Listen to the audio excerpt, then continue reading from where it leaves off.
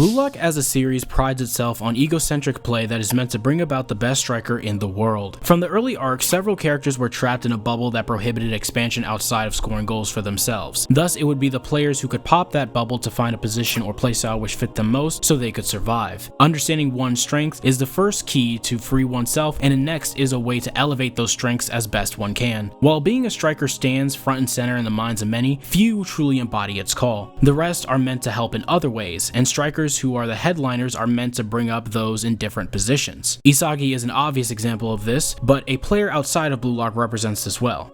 Kaiser. Being in charge of scoring goals, they become rather dominant and skillful at what their strengths are. Spatial awareness, adaptability, shooting, positioning. Mastering each is crucial to a striker's proper development, but merely possessing these strengths means nothing if not for someone to make them shine. They require dedicated support who can adjust to any situation, who can keep up with the capabilities they possess. 1. Hiori keeps pace with Yoichi Isagi, and 2. Alexis Ness tries to meet the visions of Michael Kaiser. Hiori and Ness have become players who elevate their respective striker to different degrees of effectiveness. In the same vein, they share differing dynamics with their partners based on their personality shortcomings and strengths. The capabilities they possess have aided in producing amazing players, but as the Neo-Egoist League progressed, one has remained a true playmaker while the other twists in the wind, trying to use his magic to great effect again. First up is the midfielder who's expanded his sight and options, opening the way to change his life for the better and live for himself. Hiori's reason for playing soccer has never been his own, instead belonging to his parents. He's lived in a cage locked to them as a child growing up within selfish expectations that never considered his feelings nor well-being. As a cruel twist of fate, he had an innate talent for the game of soccer. He was cursed before he was even born and punished for living. Blue Lock served as an escape because he dodged the weight of responsibility thrust upon him, but in doing so he could never forge his own expectations to become the best in the world. His accurate left leg passes are a significant back end to his parents in this sense. They want him to be the best striker in the world, but he's got the potential of a top-notch athlete, not the best in the world. Those expectations have swallowed him up whole, leading to him drowning in everyone else's ego. However, his ego comes out from time to time, like when he suggests Isagi to think reflexively.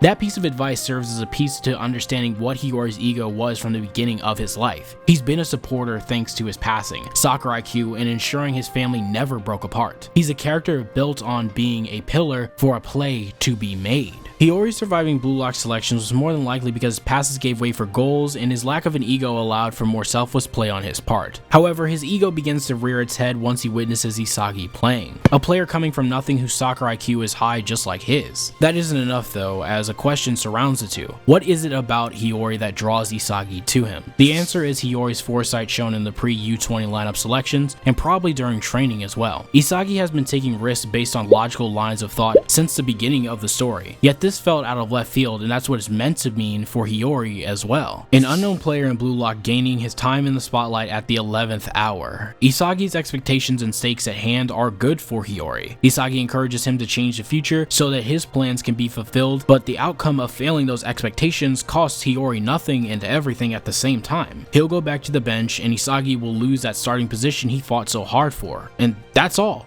But Hiori will also lose his escape from home. For once, he's got something calling from deep within to reach for more than what everyone wants from him. He holds the key to Isagi's full potential and by extension, his freedom, until he doesn't. Blue Lock was an escape, a place to quit soccer in peace, but he kept on playing. Jinpachi Ego's presence in this crucial moment placed that expectation of Blue Lock producing the best striker at the forefront of Hiori's mind and his fate. In his heart of hearts, part of his parents' dream latched onto him, but it was up to him as to whether or not that is what stops him or pulls him forward.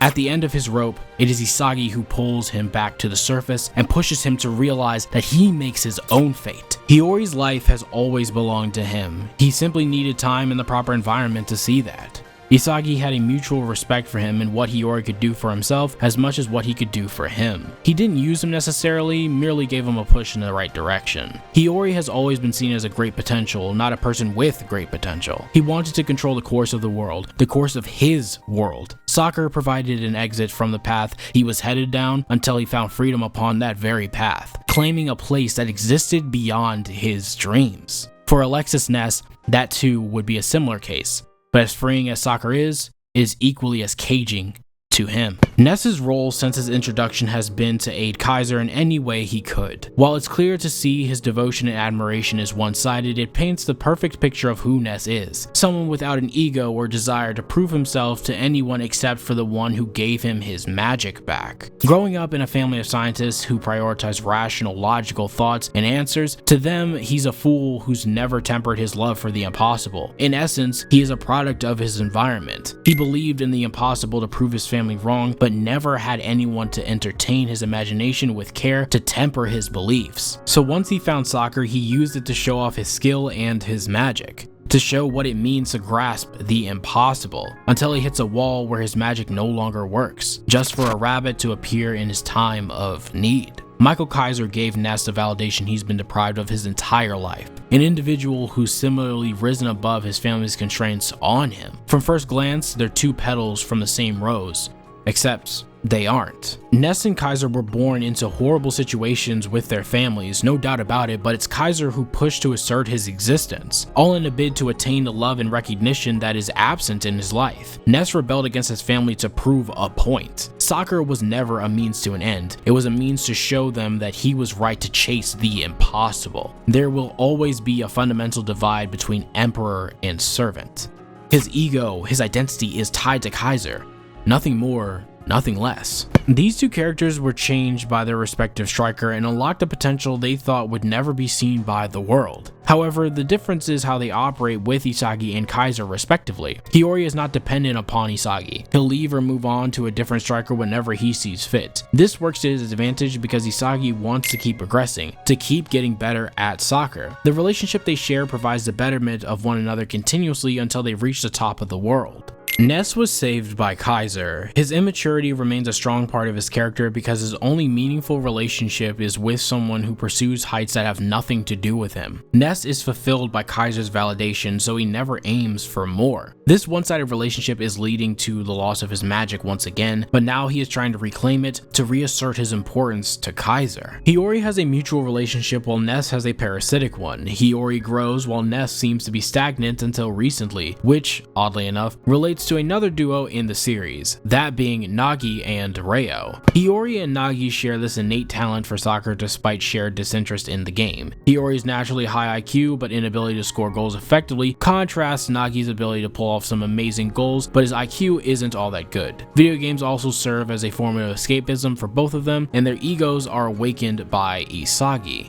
Reo and Ness share an unflinching admiration for Nagi and Kaiser respectively. They're enamored by the talent they possess to the point it borders on obsession, and Isagi appears to be a source of anger for both because of how he's influenced the strikers they follow. Despite these striking similarities, these four characters differ in growth of character and development as players. Hiori has outpaced Nagi massively in character and playing ability. While he may not be capable of scoring goals so easily or handily, he can certainly make plays happen with quite literally anyone so long as they align with his vision. Nagi is consistently behind the curve because his vision is too shallow at the current moment, and his imagination is that of an infant without someone to constantly feed him ideas. Hiori has burst from his chains with significant room to grow, whereas Nagi is drowning in his own potential. Reo and Ness have been followers for the entirety of their soccer careers, living up to a dedicated support role only to be rejected because the person they admire was growing to new heights. In this dependent lifestyle they wanted to maintain, something had to give. If they wanted to play alongside their idols, they had to evolve.